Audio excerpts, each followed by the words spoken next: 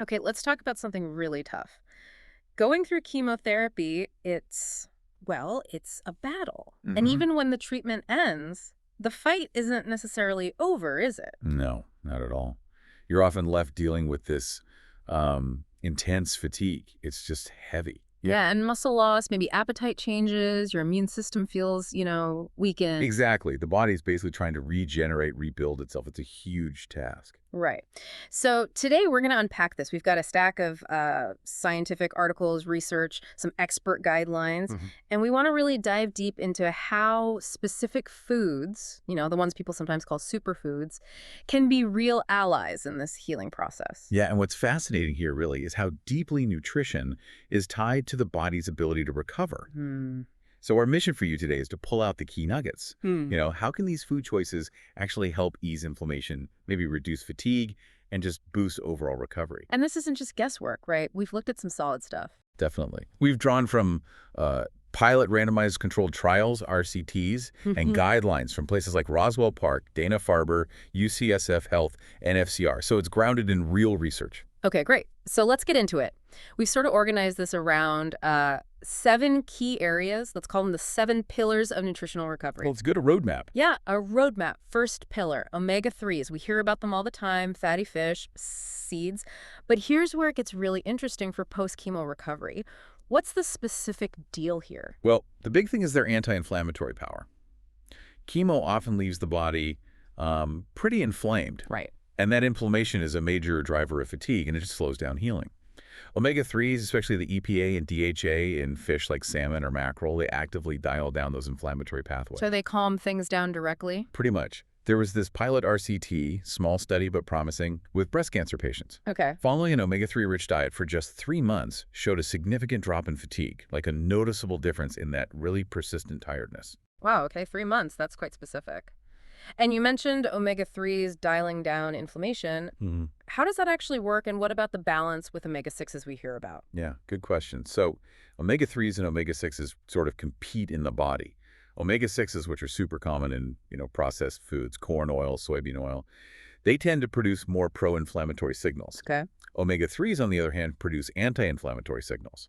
So by boosting your omega-3s from fish or flax seeds, chia seeds, you're not just adding good stuff, you're actively shifting the balance away from inflammation.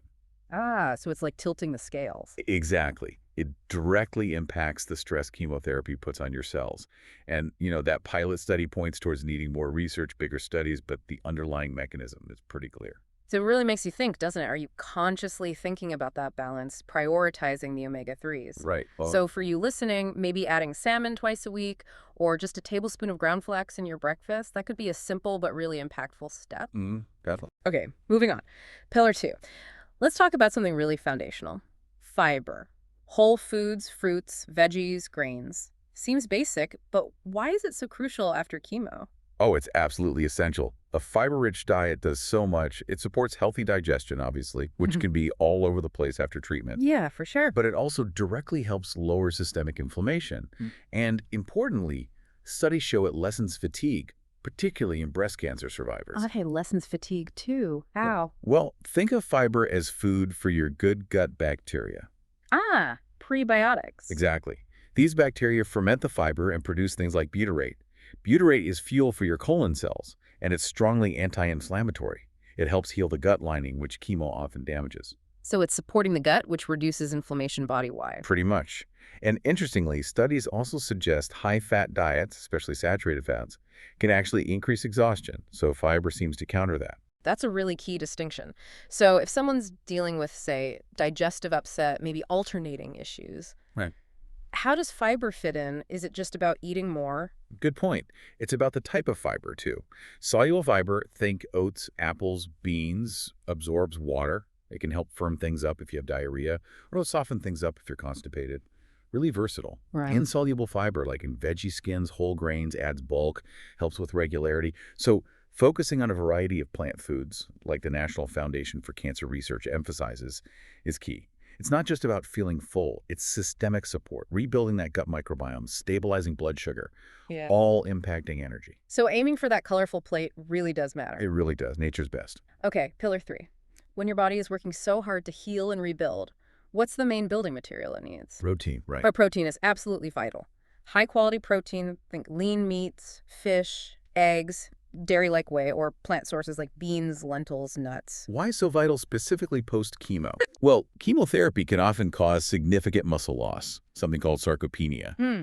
And losing muscle just tanks your strength, your mobility, your overall energy.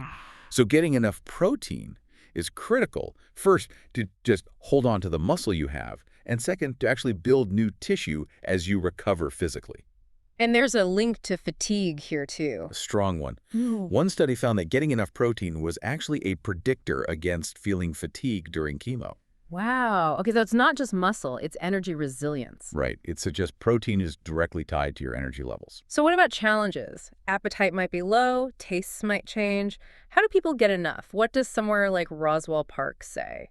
Yeah, Roswell Park really stresses protein because they know these challenges are real. Your body needs protein not just for muscle, but for repairing all damaged tissues, making immune cells, enzymes, everything. Right. So if appetite's off, focus on easy-to-digest, nutrient-dense options. Maybe a smoothie with protein powder, or Greek yogurt, And I get. or pureed bean soups, poached fish, scrambled eggs. Small, frequent amounts might be easier than big meals. The goal is consistent, quality protein throughout the day. It provides those essential building blocks. Helping you rebuild from the inside out, basically. Okay. So whether you prefer plant-based or lean meats, getting enough protein in ways you can manage is key. Okay, next pillar. This one gets into some specific natural compounds showing real promise against that awful fatigue, guarana and ginseng. Yes, this is fascinating.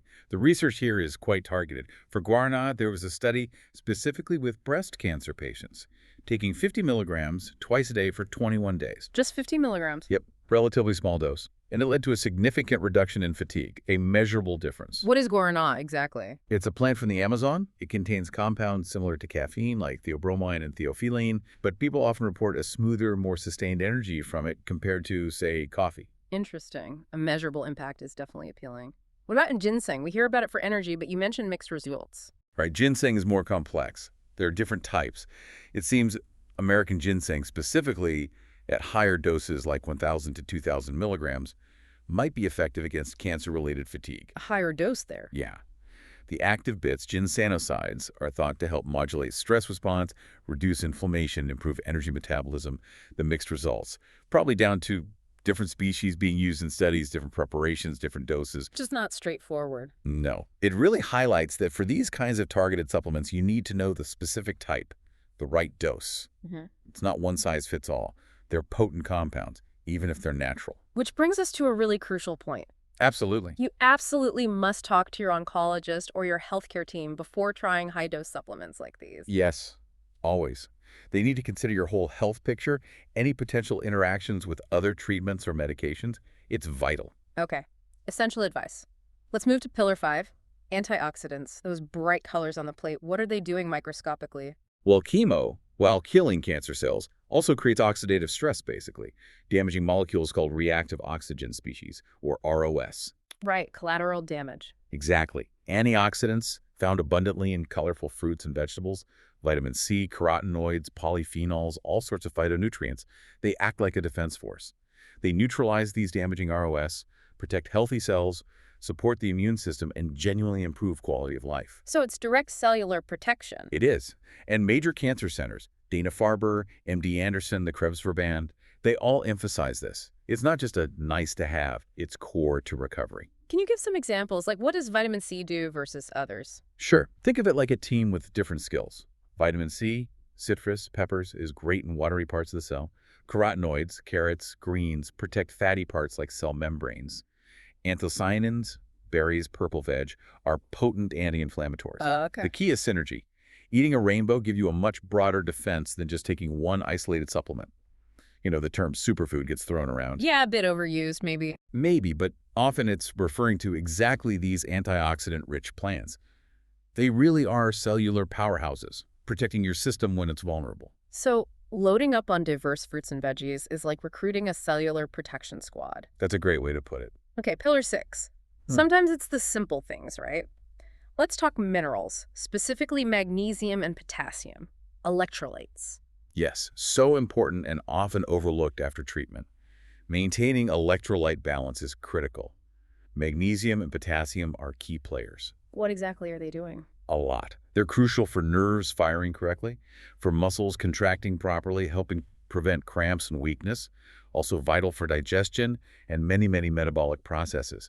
Magnesium alone is involved in over 300 enzyme reactions. Wow, 300. Yeah, including making energy ATP and building proteins. Potassium helps manage fluid balance, blood pressure. Chemo can really deplete these minerals, making fatigue and other symptoms worse. So how do we ensure we're getting enough, especially if appetite's low? What foods are good sources? I think UCSF Health mentioned some. Yes, UCSF Health points to foods like bananas, spinach, and other leafy greens, avocados, black beans, legumes. They're all good sources. Things you could easily add to a smoothie, maybe. Definitely. If eating solids is tough, blending spinach or a banana into a smoothie is a great way. Muscle weakness or cramping after chemo, often linked to low electrolytes. Focusing on these foods can really help mitigate that. It's fundamental stuff. Like the essential background workers keeping everything running smoothly. Precisely. Okay, finally. Pillar 7. This one seems obvious, but maybe it's the most crucial. Hydration and gentle nourishment. Absolutely non-negotiable, especially if you're dealing with side effects like nausea, vomiting, diarrhea. You lose fluids and electrolytes so quickly. Right. Dehydration is serious. Very. It makes fatigue worse, strains the kidneys. Mm-hmm. It's dangerous. So replacing fluids is paramount. The clear broths, they give fluids and easily absorb minerals. Plain water, of course. Diluted electrolyte drinks can help. Mild fruits like melon, pureed foods, smoothies, all good choices. You mentioned gentle nourishment.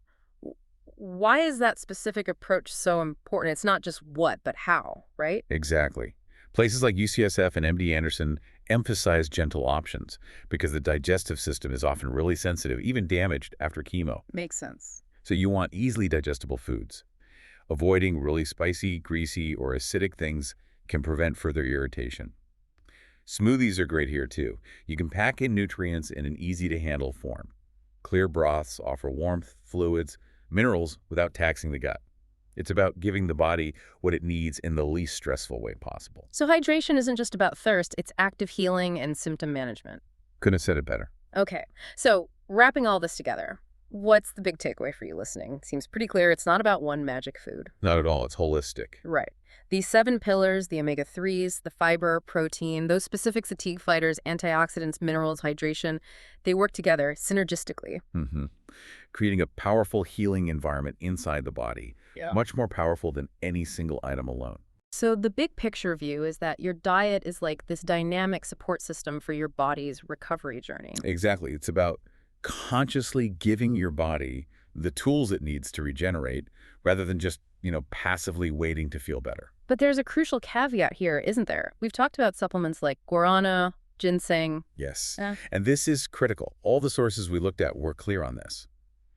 Always talk to your oncologist or a registered dietitian who specializes in oncology before taking high-dose supplements or making major dietary shifts. Why is that personalization so key? Because everyone's different. Your specific situation, other health conditions, potential drug interactions, they all need to be considered. Personalized advice ensures what you're doing is safe and actually beneficial for you. Self-treating can be risky. Absolutely paramount advice. Okay, wow. We have covered a lot of ground today. We certainly have. From the nitty-gritty of how omega-3s work, to specific supplements for fatigue, to the absolute basics like hydration and minerals, it's really clear your plate can be a powerful partner in recovery.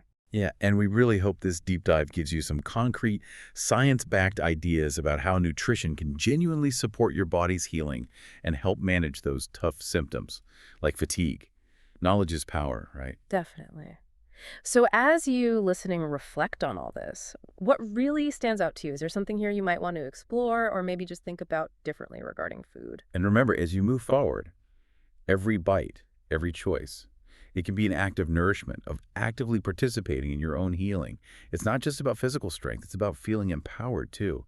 Consider how optimizing your diet is like making a daily investment in getting well. Thank you so much for joining us for this deep dive. We hope you feel more informed, empowered, and ready to discuss these possibilities with your healthcare team. Thanks for walking this path with me today. If this episode resonated with you, do not forget to like, share, and subscribe to stay connected. Until next time, take care of yourself and keep moving forward. one conscious choice at a time.